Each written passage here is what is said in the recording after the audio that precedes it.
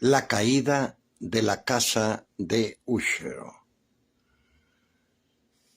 Durante un día entero de otoño oscuro, sombrío y silencioso, en que las nubes pasaban opresoras y bajas en los cielos, había atravesado solo y a caballo una extensión particularmente lúgubre del país.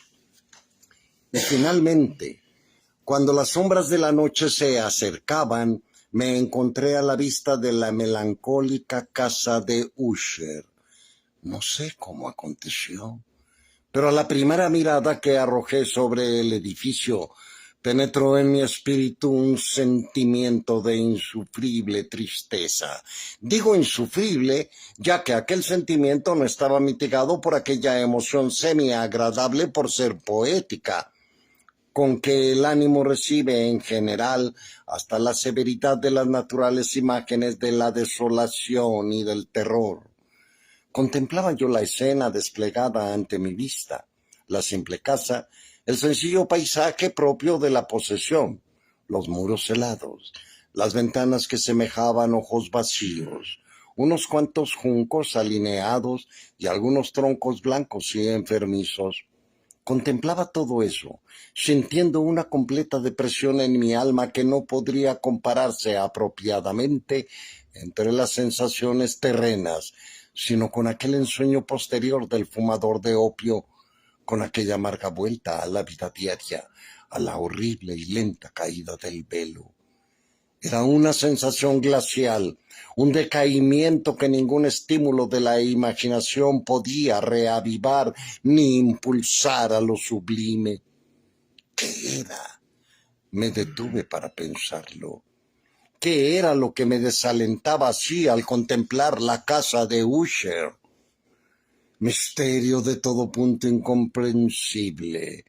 Luchar no podía contra las tétricas visiones que se amontonaban sobre mí en tanto que reflexionaba sobre ello. Me vi forzado a recurrir a la conclusión no satisfactoria de que sin lugar a duda existen combinaciones de objetos naturales muy sencillas que poseen el poder de afectarnos de esta manera, aunque el análisis de tal poder esté basado en consideraciones que nos harían perder la base. Pensé que era posible que una simple diferencia en la colocación de los detalles de la decoración, de los pormenores de un cuadro, fuese suficiente para modificar o quizá para aniquilar esa capacidad de impresión dolorosa. Actuando conforme a esta idea, guié mi caballo hacia la orilla escarpada de un negro y lúgubre estanque que se extendía tranquilo con un brillo ante la casa, mirando con fijeza hacia abajo, pero con un sobresalto aún más aterrador que antes, las imágenes recompuestas e invertidas de los grisáceos juncos, de los troncos de árboles siniestros y de las ventanas parecidas a ojos sin inteligencia. No obstante, en aquella mansión de melancolía me proponía residir unas semanas. Su propietario, Roderick Usher, había sido uno de mis joviales camaradas de infancia, pero habían transcurrido muchos años desde nuestra última entrevista. Con todo, había yo recibido recientemente, en una alejada parte de la comarca, una carta de él, con tal tono de vehemente apremio que no admitía otra respuesta que mi presencia. La letra mostraba una evidente agitación nerviosa. Su autor me hablaba de una dolencia física aguda, de una afección mental que lo oprimía y de un ardiente deseo de verme, ya que era su mejor amigo, y en realidad el único, pues pensaba hallar en el gozo de mi compañía algún alivio para su mal. No me permitió vacilación del modo como me decía estas cosas y muchas más, y aquella manera de abrirme su corazón. Por tanto, obedecí. De inmediato a lo que yo consideraba, no obstante, como una invitación de lo más extraña. Aun cuando de niños hubiéramos sido amigos íntimos, en realidad sabía yo muy poco de mi amigo. Una reserva excesiva había entrado siempre dentro de sus costumbres. Sabía, sin embargo, que pertenecía a una familia antiquísima que desde tiempos inmemoriales se había distinguido por una especial sensibilidad de temperamento, desplegada a través de siglos en numerosas obras de elevado arte y que se había manifestado desde tiempo antes en actos repetidos de una generosa y discreta caridad, así como en un amor apasionado por las dificultades, más bien quizá que por las bellezas ortodoxas, siempre tan fácilmente reconocibles de la ciencia musical. También llegó a mi conocimiento el hecho muy notable de que, del tronco de la estirpe de los Usher, por gloriosamente antiguo que fuese, nunca había brotado en época alguna ninguna rama duradera. En otras palabras, que la familia entera tan solo se había perpetuado en línea directa, con algunas excepciones insignificantes y pasajeras. Esta deficiencia, pensé en tanto revisaba mentalmente la perfecta concordancia de aquellos acertos con el carácter proverbial de la raza, y mientras pensaba en la probable influencia que cualquiera de ellas podría haber ejercido sobre la otra en una larga serie de siglos. Esta deficiencia, quizá de rama colateral y de la consiguiente transmisión directa de padre a hijo del patrimonio del nombre, era lo que a la larga había identificado también a los dos, reuniendo el título originario de la posición con la arcaica y equívoca denominación de Casa de Usher, la cual era empleada por los lugareños y que parecía juntar con su espíritu la familia y la mansión solariega. Ya dije que el único efecto de mi experiencia un tanto infantil, quiero decir, haber mirado el estanque, fue volver más profunda aquella primera y tan singular impresión. No puedo dudar que la conciencia de mi acrecentada superstición, ¿por qué no definirla así?, haya servido para acelerar aquel crecimiento. Yo sabía desde hacía mucho que tal es la ley paradójica de todos los sentimientos que tienen por base el terror. Y aquella fue la casa misma desde la imagen del estanque, una visión extraña, una idea tan ridícula. Y la verdad es que si la menciono es para demostrar la vivida fuerza de las sensaciones que me oprimían. Mi imaginación había trabajado tanto que llegué a creer en realidad que flotaba una atmósfera particular en torno de la casa y la posesión entera, así como en los lugares más cercanos, atmósfera que no guardaba ninguna afinidad con el aire del cielo, sino que se desprendía de los enfermizos árboles, de los muros grises y del silencioso estanque, y un vapor pestilente y místico, apenas visible, opaco, pesado, de un tono plomizo. Sacudí de mi espíritu lo que no podía ser sino un sueño, y examiné con más intención el aspecto real del edificio. Su rasgo distintivo principal parecía ser el de una excesiva antigüedad. Era grande la decoloración producida por los siglos. Menudos hongos recubrían toda la fachada y la tapizaban a partir del techo, como una fina tela curiosamente bordada. Pero ciertamente todo aquello no implicaba ningún deterioro fuera de lo común. Ninguna parte de mampostería se había desprendido, y parecía existir una contradicción extraña ante la consistencia general intacta de todas sus partes y el estado particular de las piedras desmenuzadas, lo que me recordaba mucho la espaciosa integridad de esas antiguas maderas labradas que se han podrido durante largos años en alguna olvidada cueva, sin contacto con el soplo del aire exterior, abstracción hecha de este indicio de ruina extensiva. A la mejor mirada de un observador escrupuloso hubiera descubierto una grieta apenas visible que, extendiéndose desde el tejado de la fachada, bajaba en zigzag por el muro e iba a perderse en las tétricas aguas del estanque. En tanto que observaba estas cosas, seguía a caballo un corto terraplén hasta la casa. Un lacayo que esperaba cogió mi caballo, y yo entré por el arco gótico del vestíbulo. Un criado de furtivo andar me condujo en silencio, desde allí, a través de muchos corredores intrincados y oscuros, hacia el estudio de su amo. Muchas de las cosas que encontré en el camino contribuyeron, ignoro por qué, a exaltar aquellas vagas sensaciones de las que ya hablé antes. Los objetos que me rodeaban, las molduras de los techos, los tapices sombríos de las paredes, la negrura de ébano de los pisos y los fantasmagóricos trofeos de armas que tintineaban a mi paso. Eran cosas muy conocidas para mí, a las cuales estaba acostumbrado desde mi infancia, y aunque no dudaba en reconocerlas como familiares, me sorprendió lo insólitas que eran las fantasías de aquellas imágenes ordinarias despertaban en mí. En una de las escaleras me topé con el médico de la familia. Pensé que su semblante mostraba una expresión que era una mezcla de baja astucia y de perplejidad. Me saludó confundido y pasó.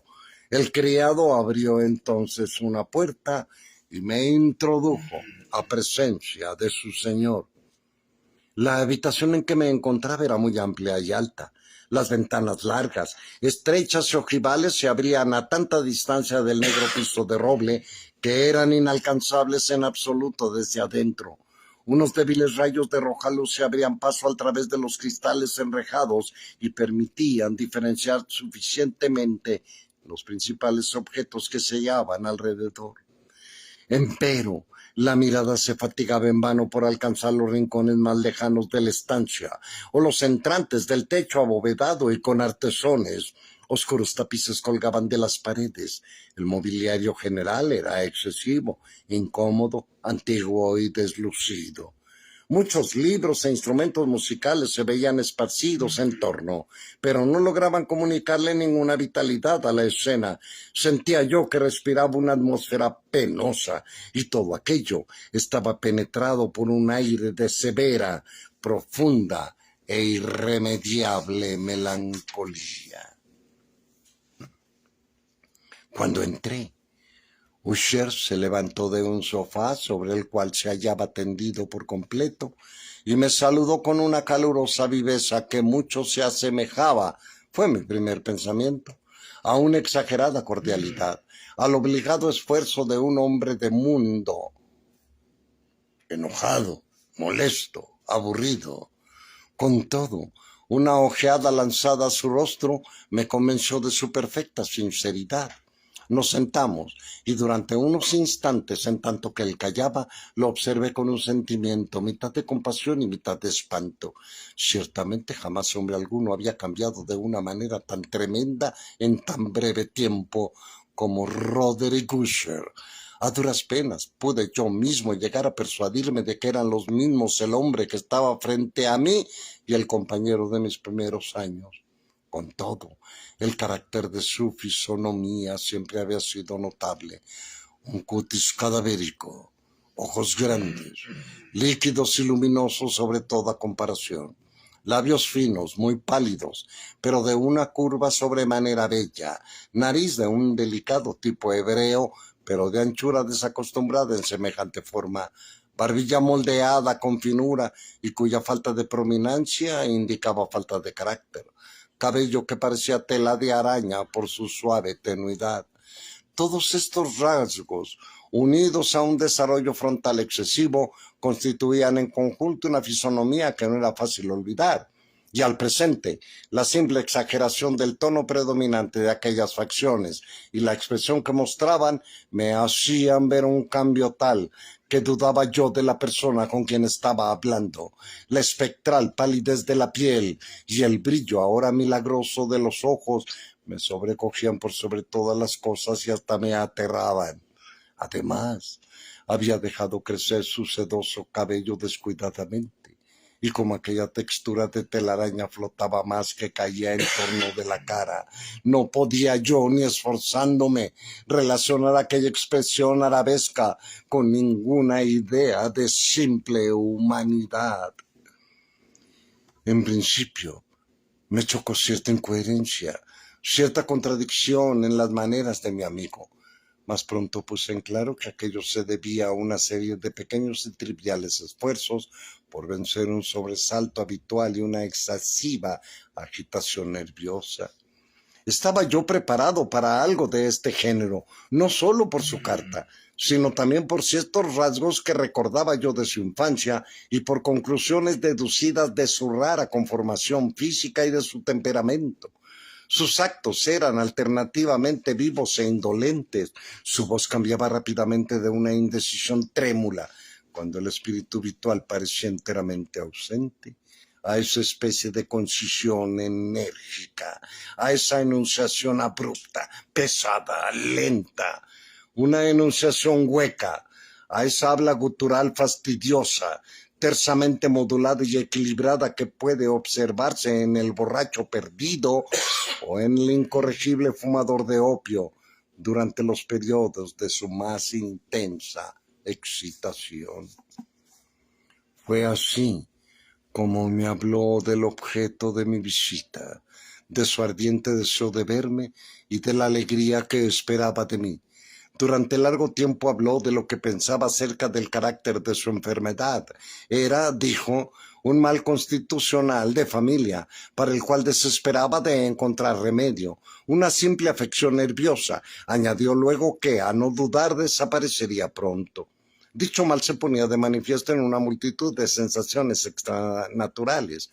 Algunas de ellas, en tanto me las describía, me interesaron y me confundieron, aunque quizá el tono y los gestos de su relato influyeron bastante en ello. Sufría vivamente de una agudeza mórbida de los sentidos. Tan solo toleraba los alimentos más insípidos. Solo podía usar prendas de determinado tejido. Los aromas de todas las flores le producían sofocaciones. La luz, incluso débil, atormentaba sus ojos. Solo unos cuantos sonidos peculiares de instrumentos de cuerda no le inspiraban terror. Vi que era esclavo forzoso de una especie de terror anómalo. Moriré, dijo. Es preciso que muera de esta deplorable locura. Así, no de otra manera moriré. Tengo los acontecimientos futuros, no por sí mismos, sino por sus consecuencias. Me estremezco al pensar en cualquier cosa, al pensar en cualquier trivial incidente que puedan actuar sobre esta insoportable agitación de mi alma. No le tengo verdaderamente horror al peligro, excepto en su efecto positivo.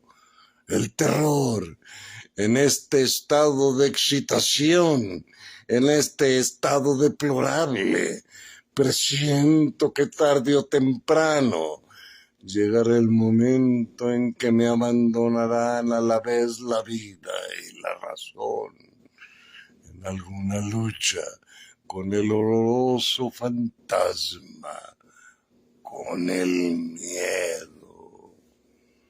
Supe también a intervalos y por confidencias interrumpidas y ambiguas otra particularidad de su situación moral. Se sentía encadenado por ciertas supersticiones ligadas a la mansión que habitaba, de la que no se había atrevido a salir nunca desde hacía muchos años, y relativas a una influencia cuya supuesta fuerza describía con palabras demasiado sombrías para repetirlas aquí. Una influencia que algunas particularidades en la forma misma y en la naturaleza de la mansión habían impreso en su espíritu, a fuerza de soportarlas durante largo tiempo, decía, un efecto que lo físico de los muros grises, de las torrecillas y del estanque negruzco donde se reflejaba toda la construcción, había a la larga creado sobre la moral de su existencia. Admitía, no obstante, aunque con vacilaciones, que gran parte de la peculiar melancolía que lo afligía podía atribuirse a un origen más natural y mucho más palpable, a la enfermedad cruel y ya antigua, a la muerte, en fin, evidentemente cercana de una hermana tiernamente amada, su sola compañera desde hacía largos años, su último familiar en la tierra, su fallecimiento, dijo él con una amargura que no olvidaré nunca, me dejará a mí, el desesperanzado, el débil, como el último de la antigua raza de los Usher. En tanto que hablaba Lady Madeleine, así se llamaba ella, pasó por un lugar apartado de la habitación y desapareció sin fijarse en mi presencia. La miré con enorme asombro, en el que se mezclaba cierto terror, pero me pareció imposible darme cuenta de mis propios sentimientos. Me oprimía una sensación de estupor mientras mis ojos seguían sus pasos que se